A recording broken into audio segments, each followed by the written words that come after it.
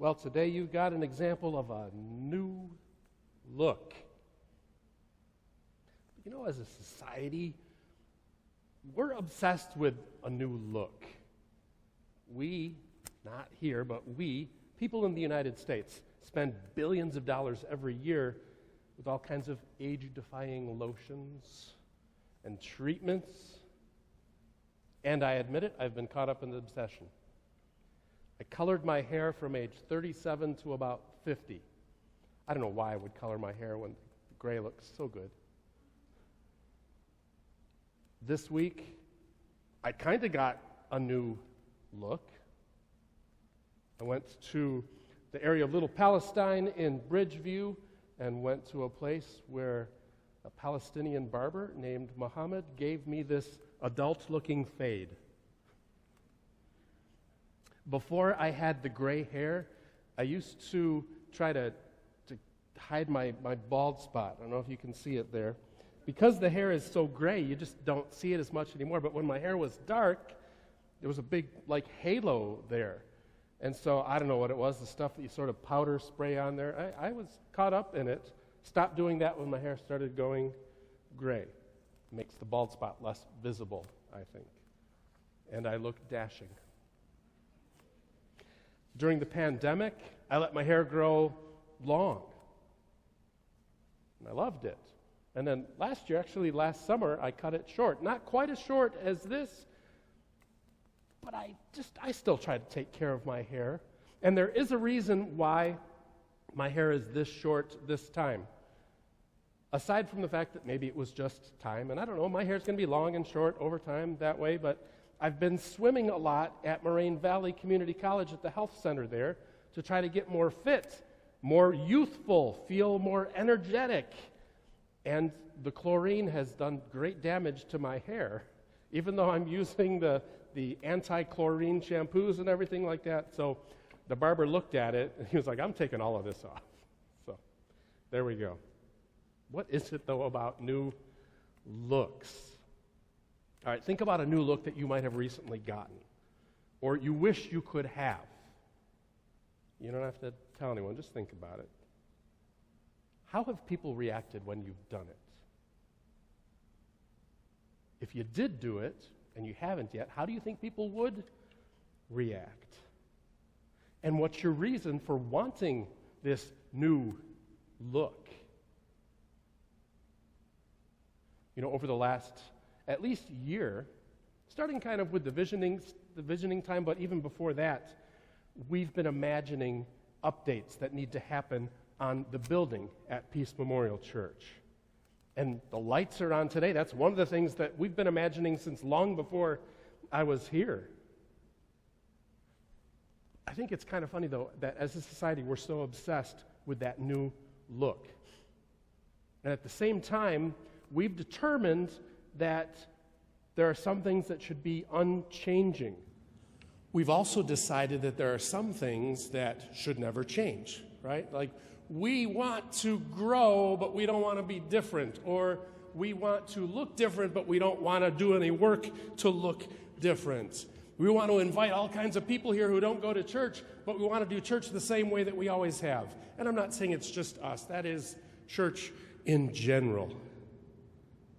I want to tell you about 3 people in the Bible who changed. They got a new look. First, there's Moses.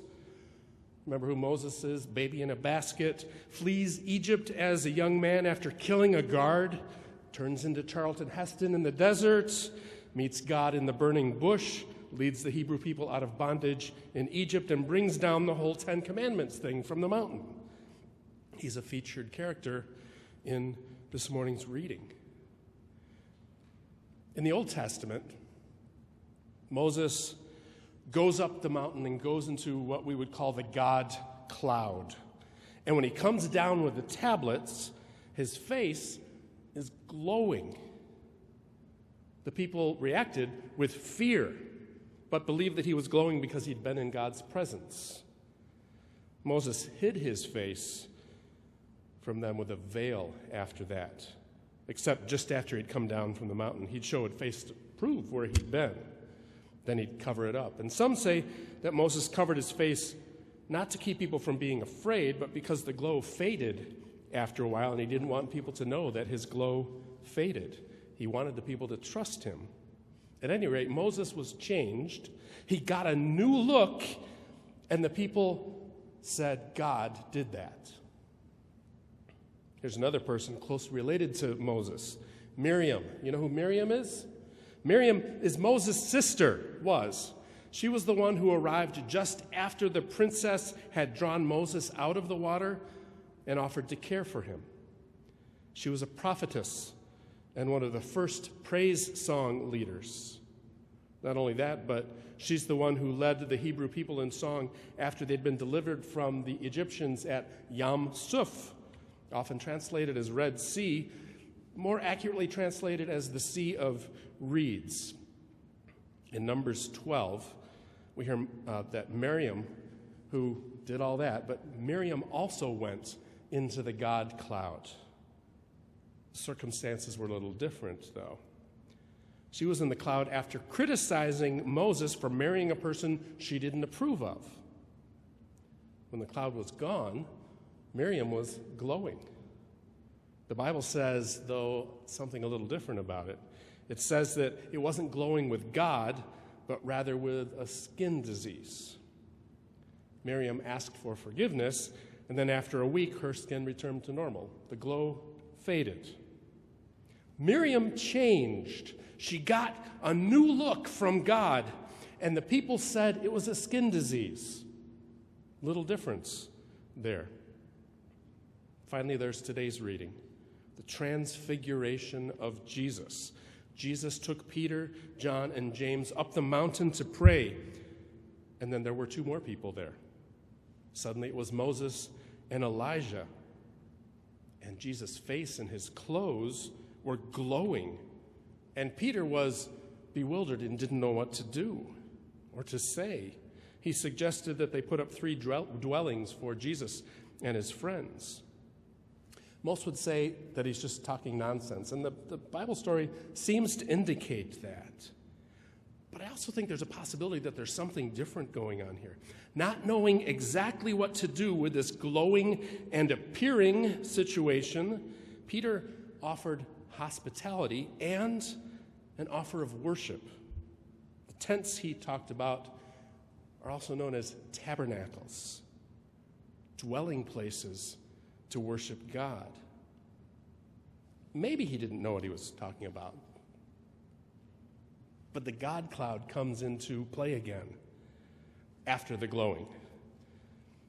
But God lets everyone know, lest they were confused, that Jesus is the one. And then everyone left and didn't talk about it. Jesus changed. He got a new look. Peter was bewildered. Then he was silent. 3 stories of people changing.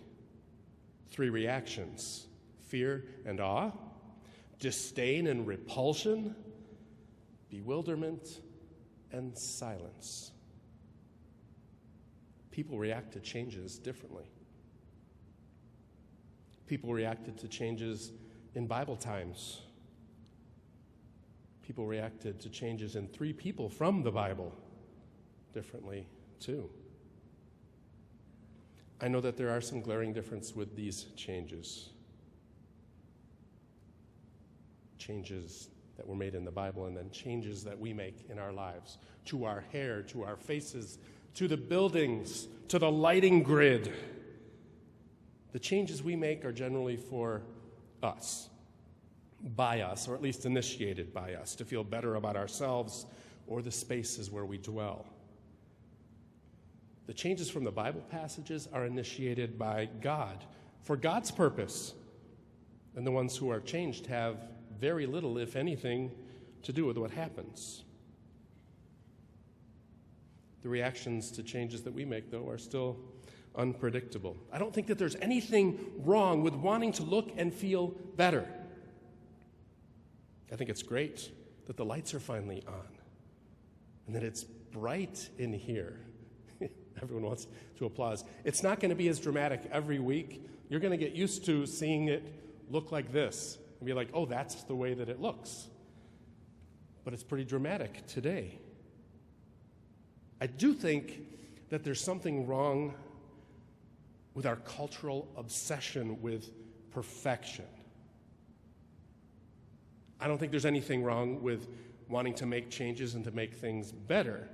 I support those kinds of things, and I definitely think that there are good changes to be made. But we always have to be mindful that our desire to change or to not change isn't born out of selfish reasons. So how can we take the idea of change, a little theme going on here today, and understand it unselfishly and selflessly? I think it comes from a teaching in the Gospel of Matthew. Matthew 5:16. It says, "In the same way, let your light shine before others so that they may see your good works and give glory to your Father in heaven." That change isn't about us doing better. It's about what God is doing continuously. The change isn't about us looking better. It's about how God is shaping and guiding us. And the change isn't about garnering respect and accolades. It's about recognizing God's love and sharing it with everyone. Moses, Miriam, and Jesus glowed because God made them glow. And we all have Jesus light because God gives it to us. This week, we are going to be in God's presence. After all, there is nowhere that God is not. So there is nowhere you can go from God's presence. But we don't always notice it. But while we're in God's presence this week, like what was happening in the children's sermon, you might be doing things that you normally do, but we're going to take some time to notice it. And while we're in God's presence, we probably won't start glowing the way Moses, Miriam, or Jesus did. If you do, I don't know, I'd be scared. I'd react to what, fear and awe, disdain, repulsion, bewilderment, silence, I don't know. But I think we're going to see opportunities to experience and live into the way that God is changing us. Anyway, what will the change be like is the question. I don't know what the change is going to be like. I don't think it will be the result of anything that we initiate. It's going to be all God. It may be something like a new perspective that we've been talking about for a few weeks. It may be something that others notice right away. Yeah, we have no idea what's going on. Try to keep track. Try to notice.